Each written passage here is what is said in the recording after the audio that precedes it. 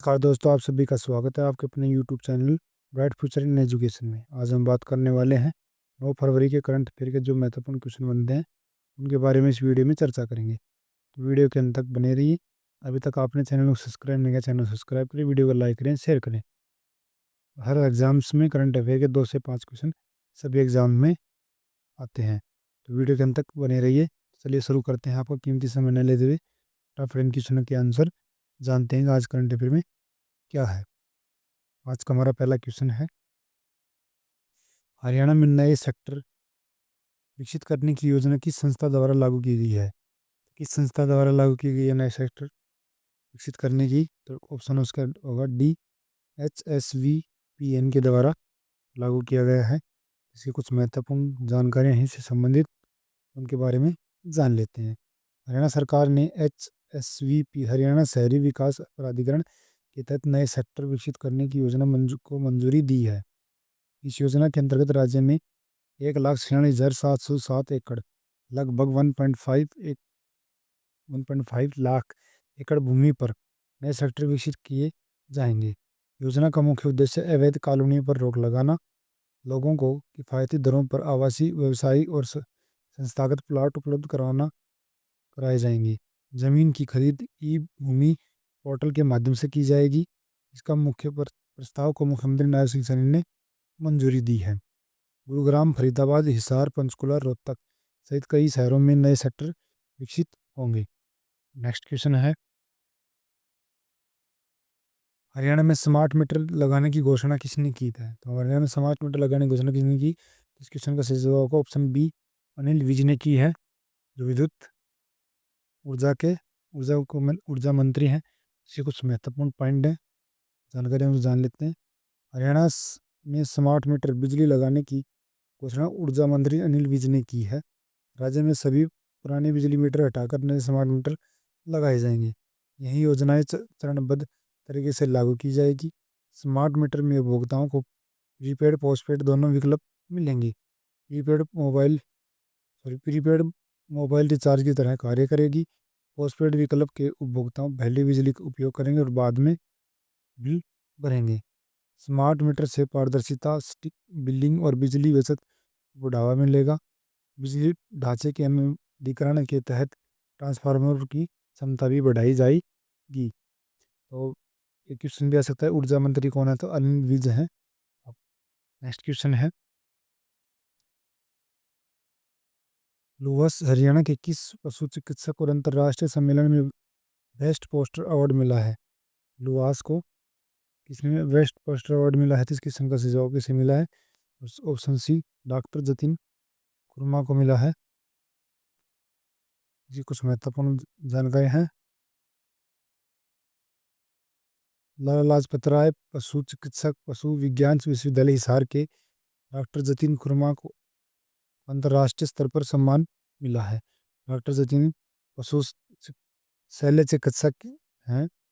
ये पैरोवेंट्री साइंस संस्था हिसार से जुड़े हुए हैं।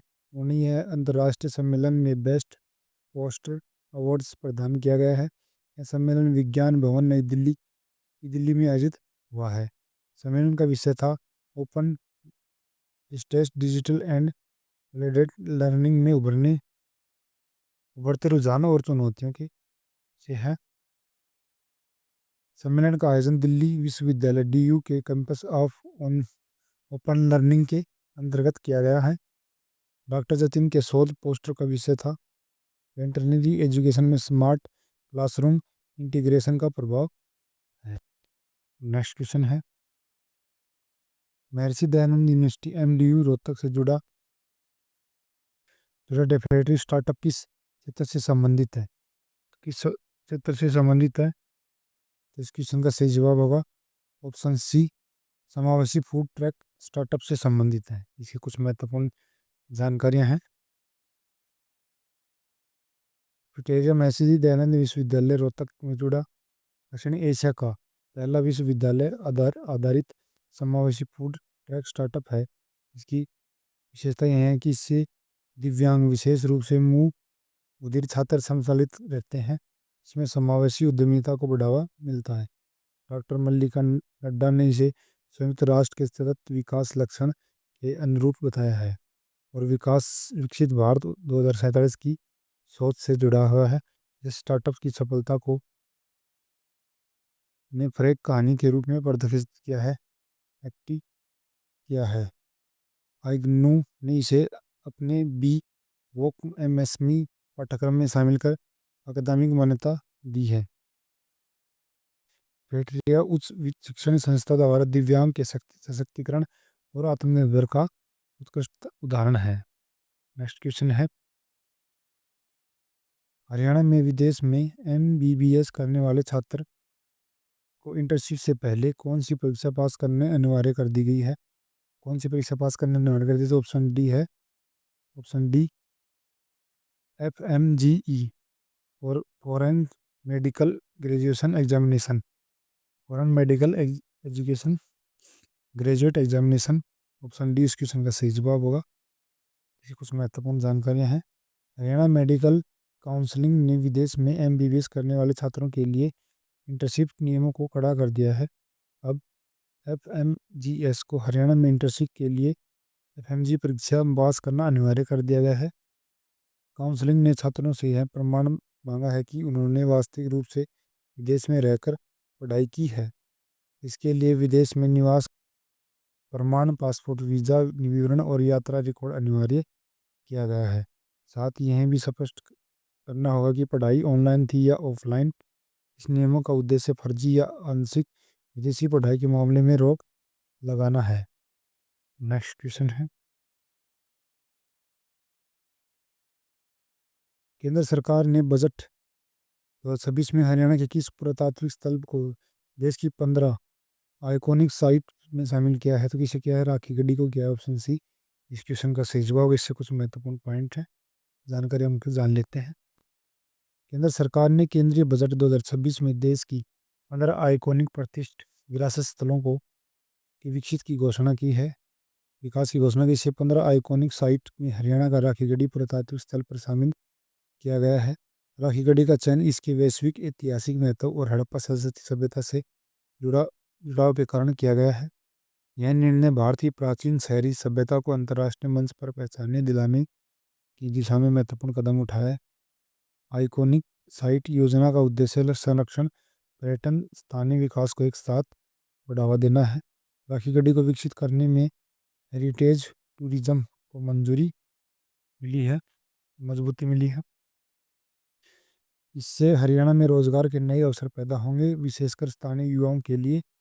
बजट प्रावधान में राखीगढ़ी में infrastructure infrastructure museum, interpretation centre और सुविधाओं का विकास किया जाएगा।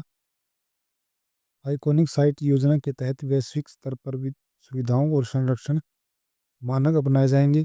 यह पहल भारत की सॉफ्ट पावर को मजबूत करने में सहायक होती है।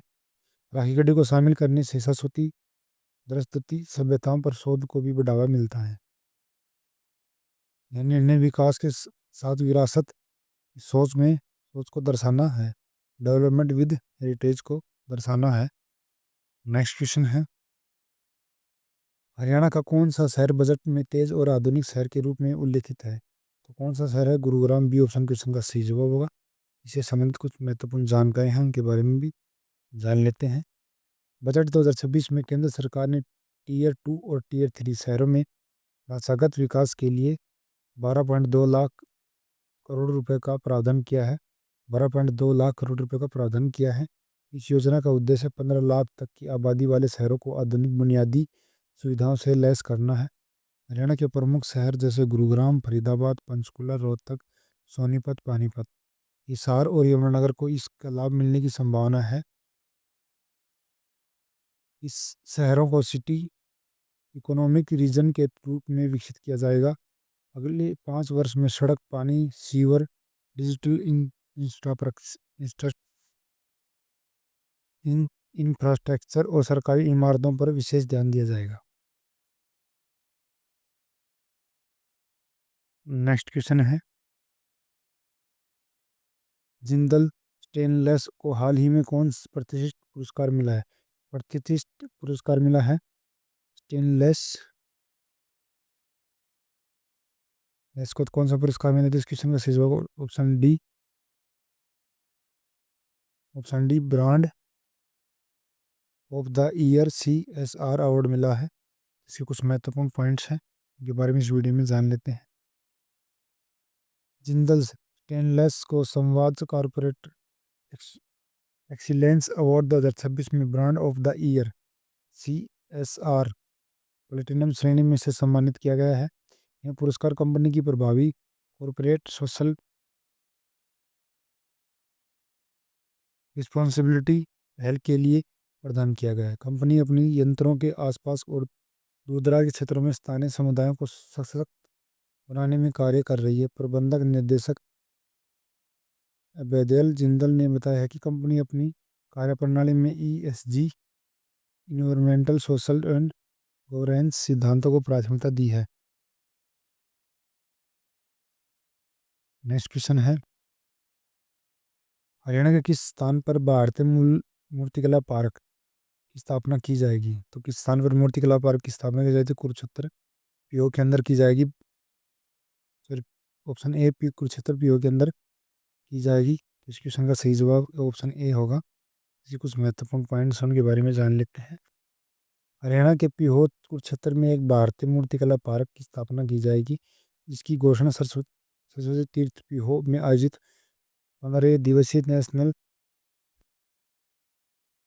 कंटेम्प्रेरी स्टोन कॉर्निंग सिम्पोजियम के सम्मान पर किया गया है। कि यह योजना अंतर्राष्ट्रीय सरस्वती महोत्सव के अंतर्गत संपन्न हुआ है।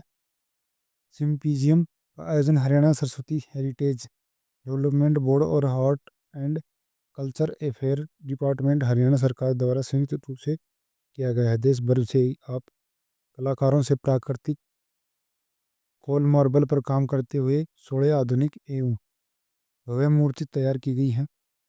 इन सभी मूर्तियों को पीहो में बनने वाले